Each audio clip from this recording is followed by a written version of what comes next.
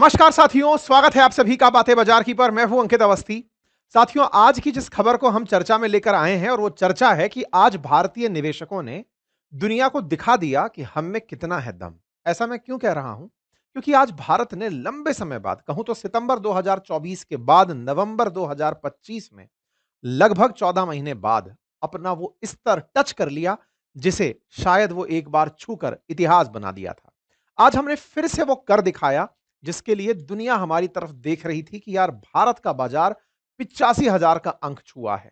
साथियों, आज हमने 86,000 का सेंसेक्स में स्कोर टच कर दिया। ये वो नंबर है जिसे ऑल टाइम हाई कहा जा सकता है। यानी कि वर्ष 1986 में जब सेंसेक्स का गठन हुआ, या फिर ये कहिए कि जब ट्रेडिंग के अंदर ये नंबर चलने शुरू हुए, जब 100 की बेस वैल्यू से सेंसेक्स शुरू हुआ, आज वो 86,000 तक पहुंचा है। 39 साल के सफर में यह अपने आप में एक बड़ा कीर्तिमान है। आज भारतीय बाजार ने जो अंक छुआ है, वो निश्चित ही काबिले तारीफ है। लेकिन उस तारीफ से भी ज्यादा जो चर्चा है वो इस बात की कि भारतीय बाजार ने ये उस समय छुआ जिस समय परिस्थितियां सितंबर से लेकर के अब तक बदली कतई नहीं है। सितंबर में ट्रंप के लिए चुनाव होना, नवंबर में ट्रंप का चुनाव जीत कर आना, अमेरिकी बाजार से भारत को नुकसान आना, जैसे जैसे शुरू होता गया भारतीय बाजार नीचे गिरता चला गया।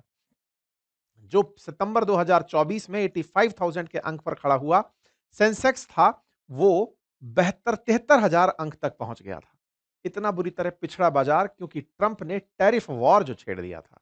हमें लगने लगा था कि हमारे एक्सपोर्ट्स बाधित होंगे, भारतीय बाजार खराब होने लगेगा। लेकिन भारतीय निवेशकों ने जब खुद से भारत की पहचान में अपनी ताकत झोंकी कि भारतीय हम इसलिए हैं क्योंकि हम आप पर निर्भर नहीं करते और हम आत्मनिर्भर होते हैं। बस ये जो निवेशकों की थॉट थी, इसने घरेलू निवेशकों को साहस दिया। विदेशी निवेशकों का भारतीय बाजार पर भले ही विश्वास कम रहा हो, क्योंकि ट्रंप की पॉलिसीज को वो नोटिस कर रहे थे, लेकिन भारतीय निवेशकों ने रिकॉर्ड तोड़ इन्वेस्टमेंट किया। ये रिकॉर्ड तोड़ इन्वेस्टमेंट 7 लाख करोड़ रुपए का था। पिछले वर्ष जो 5.25 लाख करोड़ का था, इस वर्ष 7 लाख करोड़ का भारतीय निवेशकों ने भारतीय बाजार में निवेश किया। और वो इतना था कि इसने पिछले साल के रिकॉर्ड को तोड़कर एक नया कीर्तिमान स्थापित कर लिया। आज के सेशन में जिक्र करेंगे कि आफ्टर ऑल ये हुआ कैसे? कैसे संभव हुआ कि भारतीय बाजार तमाम विपरीत परिस्थितियों के बावजूद उठ खड़ा हुआ?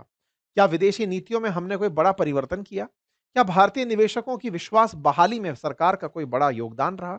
या फिर यह कहा जाए कि भारतीय निवेशक अभी भी उम्मीदों के साथ जी रहा है कि कुछ तो एक दिन अच्छा होगा? या फिर यह कहा जाए कि उसकी फितरत बन चुकी है कि उसे बस चढ़ते ही जाना है? कहीं ये तो नहीं कि भारतीय निवेशक किसी भ्रम में जी रहे हों? कहीं बाजार के साथ कोई मैनिपुलेशन तो नहीं हो रहा है? कहीं कुछ कंपनियों के स्टॉक्स को जबरदस्ती दिखाने के लिए तो नहीं बढ़ाया जा रहा है?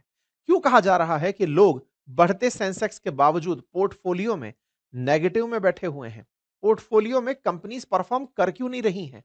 सेंसेक्स अगर चढ़ रहा है, निफ्टी 50 इंडेक्स अगर चढ़ रहा है, तो भी लोगों के पोर्टफोलियो रो क्यों रहे हैं? आज के सेशन में जिक्र करेंगे। मेरे प्यारे साथियों, निफ्टी ने भी सेंसेक्स के साथ फिर से ऑल टाइम हाई टच किया। ये सुर्खियां बनी और हमने आपको कल एक जानकारी दी थी कि एशिया की सबसे कमजोर करेंसी रुपया है, उसके बावजूद भी बाजार ऊपर चढ़ गया है। ये तो अपने आप में एक चर्चा का विषय बनता है। रुपया कमजोर है, इससे निवेशकों को, जो विदेशी निवेशक हैं, उन्हें मुनाफे की स्थिति बनती दिखती है कि अब उन्हें कम दामों में भारत के ज्यादा स्टॉक्स मिल जाएंगे। लेकिन वाइसे वर्सा कमजोर क्यों हुआ, इसके पीछे का कारण अगर यह है कि भारत के बाजार में अमेरिका का इंटरेस्ट नहीं है। अगर उसका इंटरेस्ट होता तो रुपया मजबूती से खड़ा होता, तो फिर विदेशी निवेशक और आता तो बाजार को वैसे भी लाभ होता।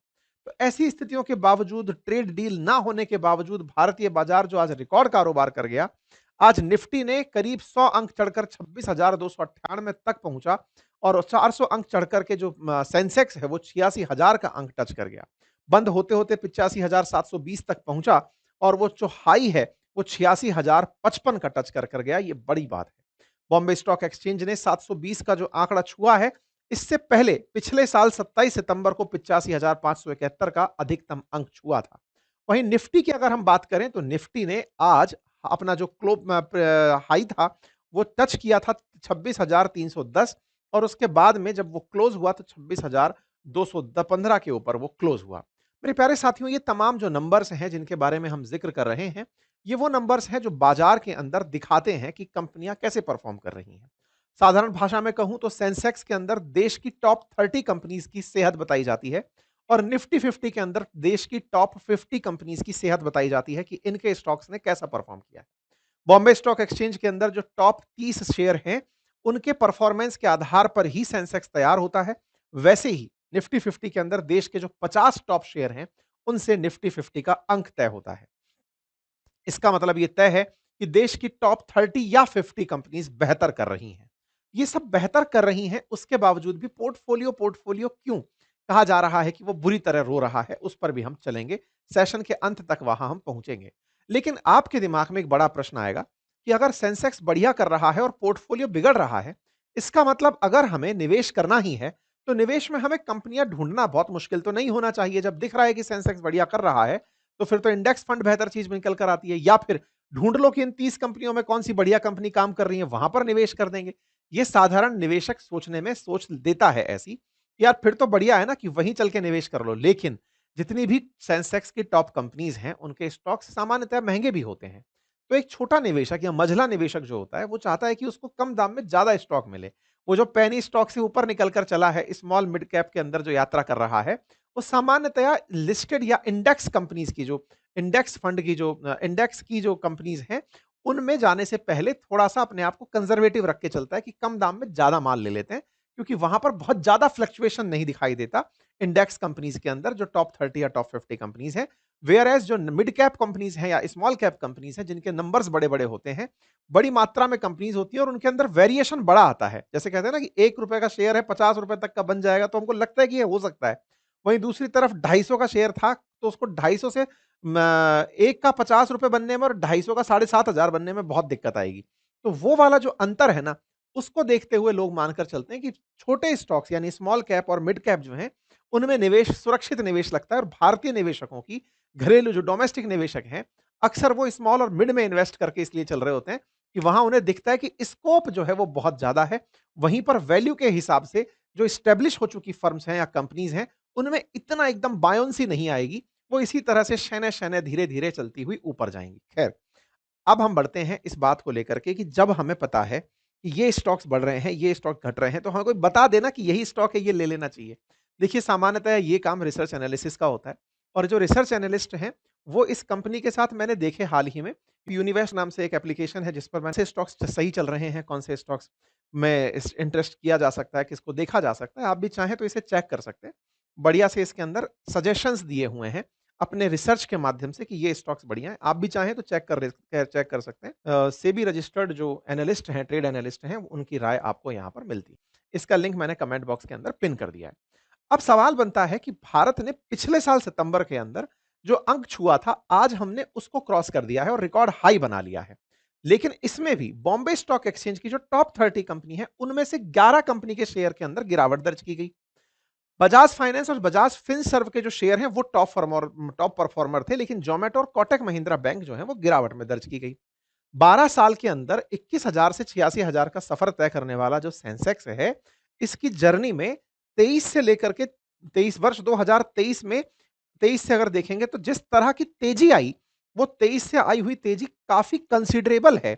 अगर आप ऑब्जर्व करें तो 62-63 पर वो 3 साल तक जमा रहा, 21, 22, 23 जमा रहा। उसके बाद में अचानक 20,000 अंक की वृद्धि आई 24 के अंदर। ऐसे ही अगर आप देखें तो 20 में ये जमा रहा 47,000 के आसपास, फिर 21 के अंदर 20,000 लगभग 15,000 अंक की तेजी आई। ये जो वृद्धि है, ये भारत के सेंसेक्स की वृद्धि को दर्शाती है। निवेशकों में जिस बात का लेकर उत्साह है वो ये कि बाजार का ओवरऑल ग्रोथ हो रहा है और ओवरऑल ग्रोथ ऐसे समय पर जब तक अमेरिका का हमारे ऊपर टैरिफ चल रहा है, जो 50% का उसने हमारे ऊपर प्यूनिटिव तरीके से लगाया हुआ टैरिफ है कि भैया तुम रूस से तेल खरीदते हो, ये पकड़ो, वो अभी भी चल ही रहा है, वो हटा नहीं है, उसके बाद भी हम कर गए। तो अब सवाल बड़ा है, ऐसा हो कैसे गया? कैसे बाजार चल गया? तो देखो इसके पीछे के कुछ कारण हैं। उनमें निश्चित ही अमेरिका कारण है, ये तो हम सब जानते हैं। अमेरिका की वजह से दुनिया प्रभावित होती है, यह आपको पता होना चाहिए। दुनिया में 85% देश ऐसे हैं जो ट्रेड करते समय डॉलर में ही ट्रेड करते हैं। तो डॉलर के मुकाबले दुनिया की कोई भी करेंसी टिक नहीं पाती, मतलब उन्हें उसके साथ ही चलना होता है। तो अमेरिका जो डिसाइड करता है वो होता है। अब डॉलर कितना आसानी से बाजार में उपलब्ध होगा, यह तय होता है अमेरिका की बैंक के माध्यम से, जिसे फेडरल रिजर्व कहा जाता है। जैसे भारत के अंदर रुपया कितना आसानी से उपलब्ध होगा, यह तय करती है रिजर्व बैंक ऑफ इंडिया अपनी मॉनेटरी पॉलिसी के माध्यम से। ऐसे ही अमेरिका में जो फेडरल रिजर्व बैंक है, वो डॉलर कितना आसानी से दुनिया को उपलब्ध होगा या खुद के देश में उपलब्ध होगा, वो तय करती है अपनी पॉलिसी के माध्यम से। पॉलिसी कट के थ्रू वो तय करती है कि क्या इंटरेस्ट रेट्स रहेंगे। अभी क्या बयान चल रहा है कि अमेरिका में फेडरल रिजर्व बैंक जो है वो आने वाले समय में अपनी स्थिति को कमजोर पाते हुए, यानी कि इकोनॉमिक स्थिति अमेरिका की कमजोर पाते हुए अपनी रेट में कटौती कर सकती है। अब फेड की रेट में कटौती का मतलब आसान भाषा में यह है कि डॉलर आसानी से उपलब्ध हो जाएगा, ऐसा बाजार को लगता है। और डॉलर आसानी से उपलब्ध होने का मतलब है कि उस डॉलर का बाजार में निवेश खुलकर होगा। इस तरह से बाजार वहां से चलता है। ठीक है। दूसरा, इस समय दुनिया में ओवरऑल वैसे भी ग्लोबल तेजी चल रही है। ना केवल अमेरिकी बाजार बल्कि दुनिया भर के एशिया पैसिफिक के भी बाजार में तेजी चल रही है और उसको आप यहां पर देख भी सकते हैं। जो डाउ जोन्स देख लें, एस-एन-पी, नैस्डैक, ये तमाम यूरोपियन बाजार देख लें, एशियन बाजार देख लें, सब में इस समय तेजी का माहौल है। तो एक ग्लोबल इंपैक्ट है कि बाजार तेज चल रहे हैं तो सभी चल रहे हैं, बाजार गिर नहीं रहे हैं तो सब चल रहे हैं। अच्छा, स्टॉक मार्केट के अंदर सब तरह की तेजी के बीच में रशिया का इंपैक्ट भी पड़ता है और वो क्या है? ट्रंप जिस तरह से भारत को यह कहते हुए आ रहे थे कि आप रूस से तेल मत खरीदो, मैं आपके ऊपर 50% टैरिफ लगाकर आपको रोक रहा हूं। लेकिन इसी बीच में अमेरिका यूक्रेन और रशिया के बीच में समझौता कराने के लिए तैयार है। उनकी तरफ से विटकॉफ नाम के एक व्यक्ति को भेजा गया है। रूस की यात्रा पर वो जा रहा है अगले हफ्ते। वो जाकर के रूस के साथ सहमति बनाएगा। यूक्रेन को ऑलरेडी 28 पॉइंट्स दे दिए गए हैं सहमति के। यूक्रेन उनमें से कई से पॉइंट पर मान गया, कुछ पॉइंट्स पर नहीं माना है। तो इसके लिए अमेरिका प्रयास कर रहा है कि रशिया यूक्रेन को मनाकर ये जो युद्ध चला आ रहा है, जो चौथे साल में एंट्री कर चुका है, 4 साल जिसको अब हो जाएंगे, वर्ल्ड वॉर जैसा जो युद्ध बन गया है, बोले इसको अब रोका जाए। इसको रोकने के लिए अमेरिका तमाम वो प्रयास कर रहा है। तो दुनिया को अब दिखने लगा है कि अब ये युद्ध रुकेगा ही। मतलब ये असमय, मतलब असंभव काल, मतलब असीमित काल तक नहीं चलता रहेगा, इतना लंबा नहीं खिंचेगा। तो ये जो थॉट प्रोसेस है, ये बाजार में पॉजिटिव सेंटीमेंट लेकर आ रही है। इसका एक बड़ा कारण भी है, रूस से तेल खरीदना जब बाधित हुआ, तो रूस ने तेल बहुत सस्ता कर दिया। रूस ने इतना सस्ता तेल कर दिया कि तेल की कीमतों में बाजार में गिरावट आ गई। तेल सस्ता हुआ तो बाजार के अंदर सप्लाई आसान हो गई, मतलब तेल से सीधी-सीधी महंगाई प्रभावित होती है। तो इसने तेल सस्ता किया, $60 प्रति बैरल से भी नीचे कर दिया। अब मार्केट के अंदर उपलब्ध हो रहा है, तो बाजार को सस्ता तेल मिल रहा है। तो तेल सस्ता है, तो जो एसेंशियल चीज़ है, वो सस्ती जब मिल रही है, क्योंकि इसने सस्ता किया तो औरों को सस्ता करना पड़ रहा है, बाजार टूट रहा है। इससे कहीं न कहीं बाजार में उपलब्धता जो है वो तेल की आसानी से बढ़ रही है। और क्या हो रहा है? एक और है, और वो है फॉरेन इंस्टीट्यूशनल इन्वेस्टर्स के द्वारा खरीदारी। क्या हुआ ना साथियों, भारतीय बाजार में विदेशी निवेशकों ने इंटरेस्ट लेना थोड़ा रोका हुआ है। वो निवेश का साधन ढूंढ रहे हैं अभी भी अमेरिका में, क्योंकि जिस तरह से आपने देखा कुछ ही समय के अंदर जो वहां की एनवीडिया कंपनी है वो 1 ट्रिलियन से 5 ट्रिलियन तक पहुंच गई। तो निवेशक जो पैसा लगाकर बैठा था वो वहीं ले गया। उसको लगा कि डोनाल्ड ट्रंप की जो पॉलिसीज हैं वो अमेरिकी बाजार में ही बाजार को ऊपर ले जाने में कामयाब हो रही हैं, तो वो किसी दूसरे देश में क्यों जाए। तो विदेशी निवेशक यहां से निकल कर चला गया था।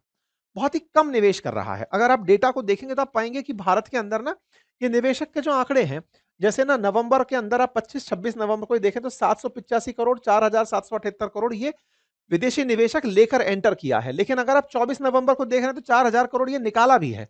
ऐसे 21 नवंबर को देख रहे हैं तो निकाला है। मेजर लाल है मामला, निकाल ज्यादा रहा है। वहीं दूसरी तरफ अगर आप डोमेस्टिक इन्वेस्टर को देखें, आप और हम जो डोमेस्टिक इन्वेस्टर्स हैं या फिर डोमेस्टिक इंस्टीट्यूशनल इन्वेस्टर्स को देखें, उनका निवेश लगातार हरा-भरा है, मतलब कि वो निवेश पर किए पड़े हैं। मैंने इसीलिए कहा था शुरुआत में कि घरेलू बाजार ने माहौल पकड़ लिया, रोक लिया। ठीक है? तो घरेलू बाजार का अगर आप निवेश देखें तो नेट जो डोमेस्टिक इन्वेस्टर है, उसका निवेश हद दर्जे का है। कितना है? 7 लाख करोड़ का डोमेस्टिक इंस्टीट्यूशनल इन्वेस्टर ने इन्वेस्ट किया है, जो पिछली बार 5 लाख करोड़ का इन्वेस्ट किया हुआ था। 5 लाख करोड़ का इन्वेस्ट करने वाला 7 लाख का इन्वेस्ट बन करके बैठा है। इसका मतलब हमारे घरेलू निवेशकों ने बाजार को रोक रखा है अमेरिका के सामने या विदेशी निवेशकों के सामने कि तुम्हें पैसा ले जाना है ले जाओ, हम अपना निवेश करके करेंगे। आप पूछेंगे ये कैसे हो रहा है? इसके पीछे सरकारी नीतियों का हाथ है। कैसे? अभी दिवाली से जस्ट पहले जो सरकार ने जीएसटी के रेट में कटौती करी, उससे क्या हुआ कि बाजार के अंदर डिमांड इंक्रीज हुई थी। आपने देखा होगा रिकॉर्ड स्तर पर भारत के अंदर खरीदारी हुई। लगभग 5 लाख करोड़ के आसपास का आंकड़ा बाहर निकल कर आया बाजार में, कि बाजार में इतनी रिकॉर्ड खरीदारी हुई। वो बात अब सीधा-सीधा लैंड होती है इस समय शादियों के सीजन में, क्योंकि दिवाली के बाद बाजार के अंदर बहुत ही तेजी आती है। शादियों के सीजन में भी उसी जीएसटी कटौती का लाभ हुआ, ग्राहक अभी भी खरीदने निकला हुआ है। आप अगर एक चीज ऑब्जर्व करें, तो गोल्ड इतना महंगा अभी भी है कि निवेशक उसको खरीदने की जगह वस्तु खरीद रहा है, घर के अंदर कुछ ऐसी चीजें खरीद रहा है, शादियों में देने के लिए भी गोल्ड की जगह उसके ऑल्टरनेटिव्स, की बच्चे को मतलब अगर शादी के अंदर कुछ गिफ्ट्स देनी है तो गिफ्ट्स के अंदर गोल्ड की जगह कोई अच्छा सामान गिफ्ट में दे दिया। तो ये जो अल्टरनेटिव इन्वेस्टमेंट के मोड निकल कर आए, इसने बाजार को तेजी दी। बाजार को तेजी दी यानी मांग बढ़ाई, मांग बढ़ाई, मांग बढ़ने से प्रोडक्शन इंक्रीज हुआ, प्रोडक्शन इंक्रीज हुआ तो वह आपको दिखा, क्योंकि कंज्यूमर जो है ना, हमारा नेशनल कंज्यूमर जो है, वो डिमांड को बढ़ाने में बिजी हो रखा है। जब डिमांड वो बढ़ा रहा है, तो बाजार में तेजी स्वतः ही आ रही है। तो क्या विदेशी निवेशक की वजह से? नहीं, सरकार की जो कटौतियां हुई ना जीएसटी रेट में, उसने सीधा सीधा असर डोमेस्टिक बाजार पर डाला और निवेशक ने इंटरेस्ट दिखाया, क्योंकि अगर कोई कंपनी ये बता रही है हमने पिछली साल इतनी कार बनाई थी, अब हम इस साल इतनी कार बना रहे हैं, तो ऑटोमोबाइल का जब पता चल रहा है कार बढ़ रही है, तो भाई निवेशक को भी तो दिख रहा है कि यार कंपनियों ने कार ज्यादा बनाई है, चल इसमें पैसा लगा, ज्यादा कमाएंगे। इस तरह से निवेशकों का विश्वास कंपनी पर चढ़ने लगा, तो सरकार ने अपने इंटरनल तरीके से बाजार को सपोर्ट कर दिया, इंस्टीट्यूशनल इन्वेस्टर्स को इन्वेस्ट करने बढ़ा दिया। यहां पर अगर आप देखें, तो यह आंकड़ा दिखाता है कि हमने 7 लाख करोड़ का निवेश किया पिछली बार की तुलना में। उससे पहले 23 में हमने 1,84,000 करोड़ का ही निवेश किया था। साथ ही साथ एक और इंटरेस्टिंग फिनोमेना हुआ, और वो क्या है? आजकल भारतीय निवेशक बड़ा स्मार्ट हो गया है। छोटी-छोटी सेविंग्स कर रहा है। छोटी-छोटी सेविंग्स में म्यूचुअल फंड्स की सेविंग, और जो मिडिल मतलब सिटीज़ हैं, छोटी सिटीज़ जो हैं, स्मॉल टाउन इन्वेस्टर्स हैं, उन्होंने म्यूचुअल फंड्स में इंटरेस्ट बढ़ा दिया। आप सोचिए 2021 में अगर इन्वेस्टमेंट 2,832 करोड़ रुपए का था म्यूचुअल फंड्स में, वो 10,000 करोड़ तक पहुंच गया। तो लोग ना एसआईपीज़ में बहुत ज़्यादा, सिस्टमैटिक इन्वेस्टमेंट में बहुत ज़्यादा पैसा इन्वेस्ट करने लगे हैं। इस वजह से बाजार को अपने घरेलू निवेशकों का साथ मिल गया। और भारत की जो मतलब मॉनेटरी पॉलिसी कमेटी है, वो भी 3 से 5 दिसंबर के बीच में अपनी आखिरी पॉलिसी मीटिंग करने वाली है। तो हो सकता है कि वो रेपो रेट के अंदर कुछ कटौती करे और बाजार में और पैसा आसानी से आने दे। तो हमारे देश में भी घरेलू निवेशक के पास पैसा, पॉलिसी इंटरेस्ट रेट के अंदर कटौती और जीएसटी के अंदर जो कटौती, ये सब ऐसा माहौल है जिसने डोमेस्टिक इन्वेस्टमेंट को बहुत बढ़ा दिया। लेकिन क्या ये देश के लिए अच्छा है?